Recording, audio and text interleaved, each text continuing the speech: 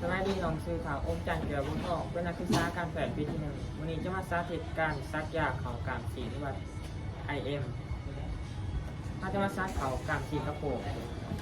ตอนเราจะมาซักเราจะศึกษาประวัติหรือว่าข้อมูลคนเจ็บก่อนคนเจ็บมีชีวาสาวเจมอายุ30 ปีบาดทงนครปากเซ่แข้งจำปาสักนอนของเบอร์ 2เตียง 3คนเจ็บมีอาการไข้และต้องได้ซักยาโดย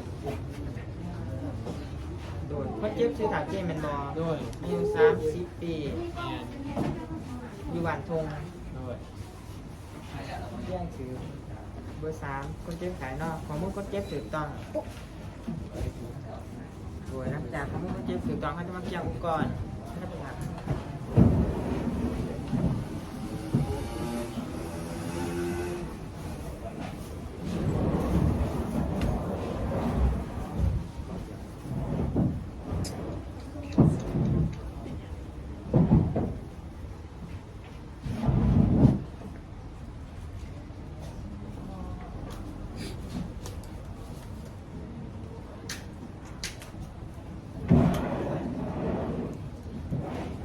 ถุงมือยางใส่จะเป็นถุงมือสะอาดเนาะ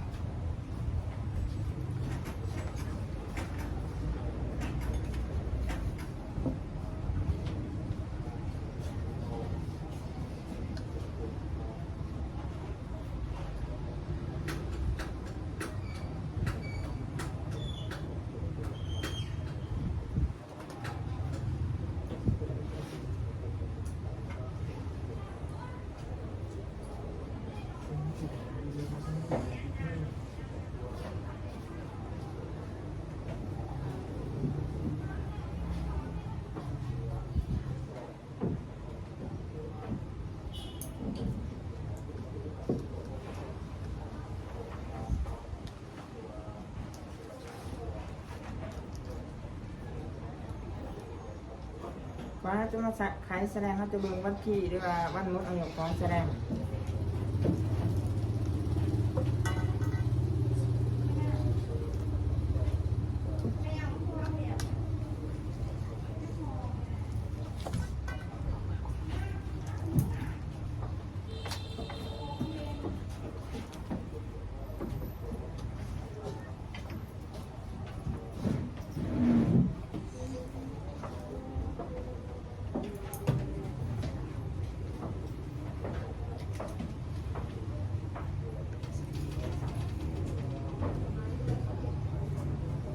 อาจจะมาเกี่ยมสำลีแห้งกับสำลีเปียกไว้ในซ้ำครัวสำลีเปียกสำลีบานเกอร์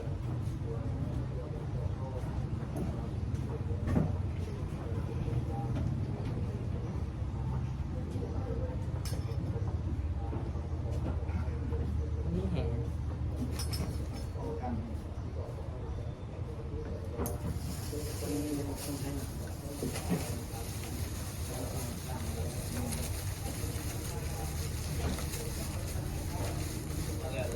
ก่อนหน้าจะไม่ดูยาเราจะมาทำความสะอาดก่อนฮักหลอดยาโดยใส่สำลีเปียกเสร็จเอาบริเวณก็หลอดยา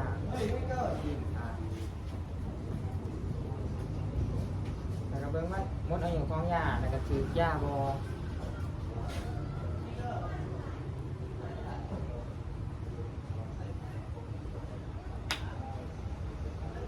มันจะจิ้มใส่ตู้น้ำที่ไว้สำหรับจิ้มหลอดยา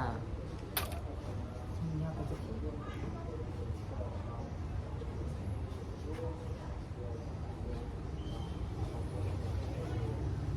แล้วก็จะมาเปลี่ยนหัวเขียนเพื่อดูดยา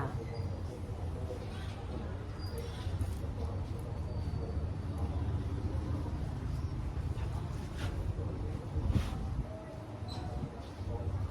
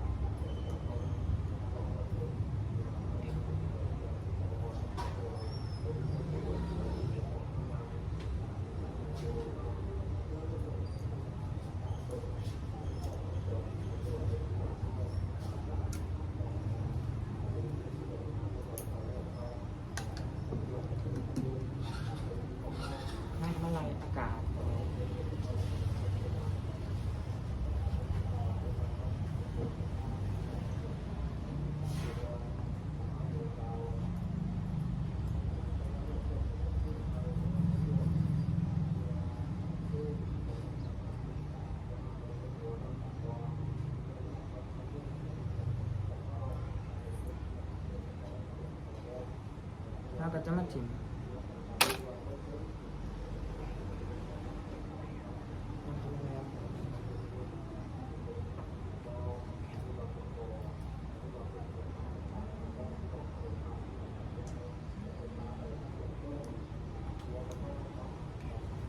เราจะมาเปลี่ยนหัวเข็มเพื่อของการลงเรื่อง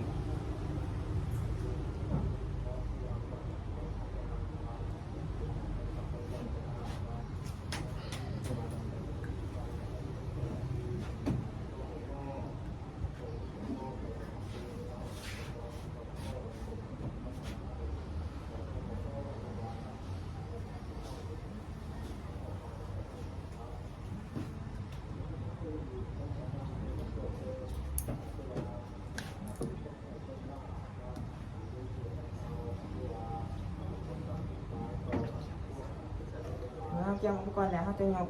สร้างหมุดทัวร์ไปหาคนเจ็บแล้วก็พร้อมกับการจัดสถานที่ก็คือเปิดไฟแจกสว่างปิดพัดลมปิดผ้าม่านแล้วก็จัดทางคนเจ็บให้อยู่ในทางที่ผ่อนคลายก่อนที่จะซักแล้วก็เช็คข้อมูลคนเจ็บว่าถูกต้องหรือบ่ด้วยโดยสำหรับการซักยาทางเอ็มอยู่บริเวณสะโพกมันจะแบ่งเป็น4เขตคือจะเริ่มจากกระดูกอีแลกหากระดูกเสื้อกล้า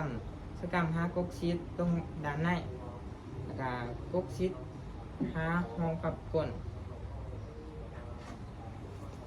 กระดูกกำชินกกขาหาอีเดียก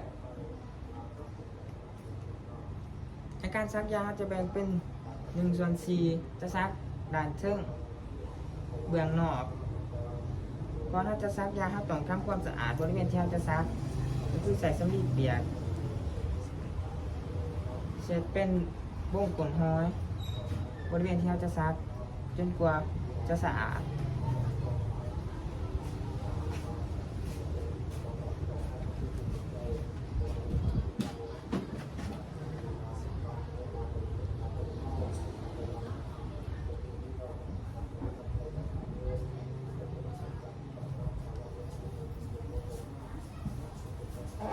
ก่อนเราจะซักเราจะใส่มือขางที่บอทนัดเราจะซักยาเป็นมุมจับเข็มมุม60แล้วปรับลง90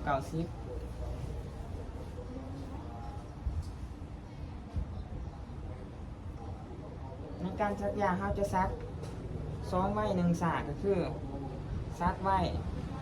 บีบยาลงสาแล้วก็ถอดออกไว้ซักลงแล้วจะดูดขึ้นเช็คว่าถึงจะเลือดบ่ทางถึงเราจะซักแล้วเราจะใส่สำลีแห้งเน้นบริเวณแล้วก็บริเวณหัวเข็มแล้วถอดเข็มออก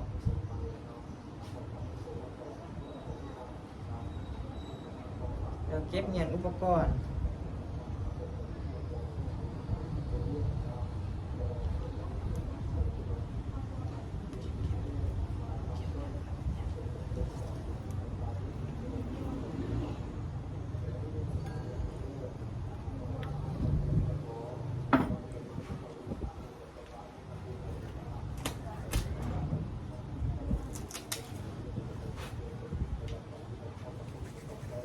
จะมาล้างมือ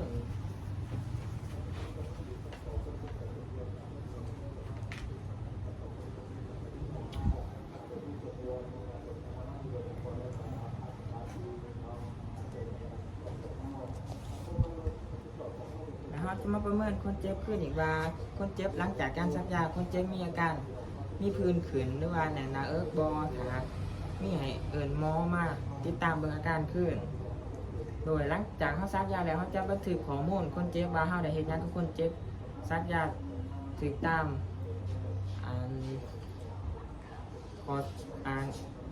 ขอสั่งของทางหมอบอเขาขอบใจ